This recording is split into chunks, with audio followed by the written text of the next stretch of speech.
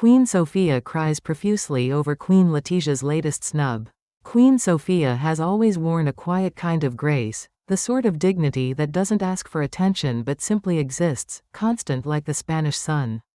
Over the years, she has learned how to carry herself with composure through triumphs and scandals alike. But behind that serenity is also a grandmother, a woman of deep emotion and memory, whose life has been intertwined with the royal institution for decades, yet whose heart beats for something far simpler. Time with her grandchildren. And this summer, like so many before it, that modest wish was quietly denied. The story isn't new, but the wound is freshly opened each year. Queen Letizia, wife of King Felipe VI and mother to Princess Leonor and Infanta Sofía, has continued to make decisions that, intentionally or not, carve distance between her daughters and the broader Bourbon family.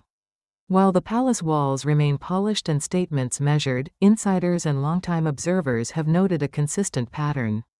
Letizia has been resolute in her efforts to keep her daughters separate from their paternal relatives, and most especially from the children of Infanta Cristina and Infanta Elena, Leonor and Sofía's own first cousins.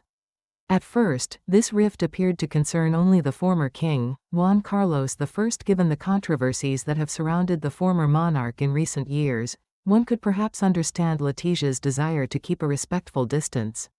But as time passed, that separation expanded. Queen Sofía herself, the gracious matriarch and long-suffering partner to Juan Carlos, soon found herself gently, and then firmly, pushed to the sidelines. The message, never spoken aloud but deeply felt, was clear: Letizia would determine the path of her daughter's future, and that path would not run through the Bourbon family. It's not that Queen Sofía ever demanded anything more than what many grandmothers want: to gather her grandchildren in one place, to hear their laughter under the same roof, to share in the rituals of summer. Marivent Palace, nestled against the sparkling waters of the Balearic Islands, had long served as a quiet haven for the extended royal family. Each summer, it welcomed the presence of siblings, cousins, and grandchildren, their lives briefly overlapping in a rare moment of unguarded closeness. For Queen Sofía, those days were sacred. She cherished them as moments of normalcy amid the formalities of royal life. But this summer, like those before it, that peace was fractured by absence. Queen Sofía arrived at Zarzuela Palace, hopeful, as always, that this might be the year. That perhaps, despite past disappointments, Letizia would allow Leonor and Sofía to join the rest of the family in Marivent. That she might see her granddaughters walking barefoot across the garden paths, smiling with their cousins, perhaps even sitting beside her as the sun dipped below the Mediterranean horizon.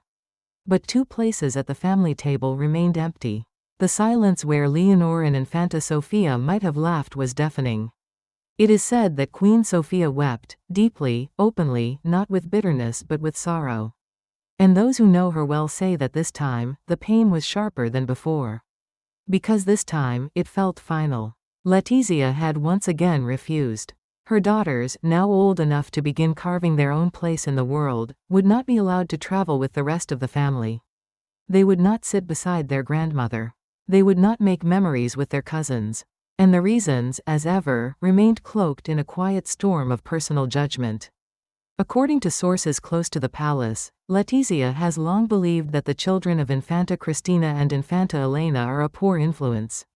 The Urdangarins and the Marichallars, though family by blood, are not the examples Letizia wishes her daughters to follow. It is a matter of values, of optics, of what kind of future she envisions for Leonor and Infanta Sofía. To her mind, shielding them from the complications of the Bourbon legacy is an act of protection. But to Queen Sofía, it is something else entirely. It is a severing of threads that once bound a family together, and that may never be mended again. What's most painful for the former queen is not simply the refusal, it is the lack of compassion behind it.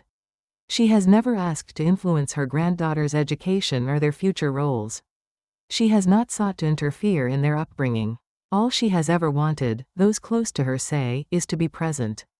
To be a grandmother. To sit quietly on the veranda with them and tell stories, as she once did with Felipe. To offer wisdom drawn from decades of royal service and personal endurance. But instead, she is made to feel like an outsider in her own family. In recent years, Queen Sofía has worked hard to maintain unity, even in the face of scandal. She stood by Juan Carlos I during the difficult public fallout of his financial dealings. And she has supported her daughters Elena and Cristina through their own public trials. Her loyalty, at times, has cost her, but she has never wavered. And for a woman so steeped in duty, that same devotion extends, perhaps most fiercely, to her grandchildren. To be denied even a few summer days with them cuts deeply. This year's exclusion hits even harder as Queen Sofía grows older. At 85, time feels increasingly precious. She is still active, still poised, but she knows the seasons left to gather her entire family are fewer than they once were. And yet the possibility of seeing all her grandchildren together, Leonor and Sofía included, seems to drift farther away with each passing year.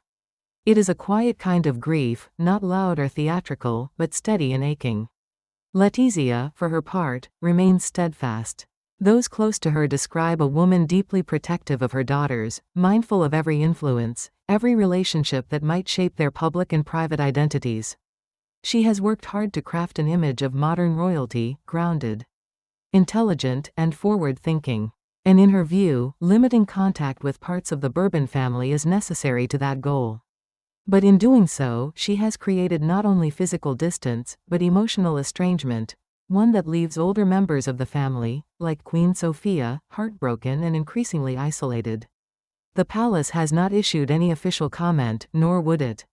These are not matters discussed in press briefings.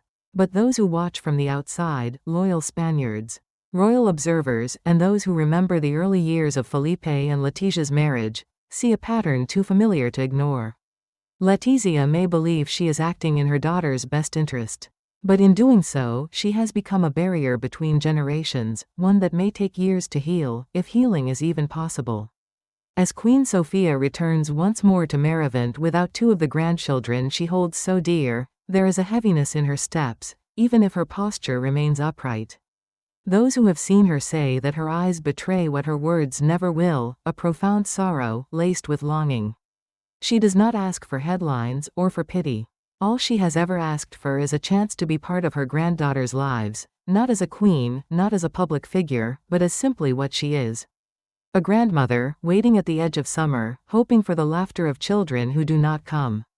And perhaps that is the most poignant part of all. Behind the palace walls, beyond the politics and protocols, lives a story familiar to many, of families divided by silence, of generational wounds left unspoken, of love held back not by lack of feeling but by decisions made in the name of control.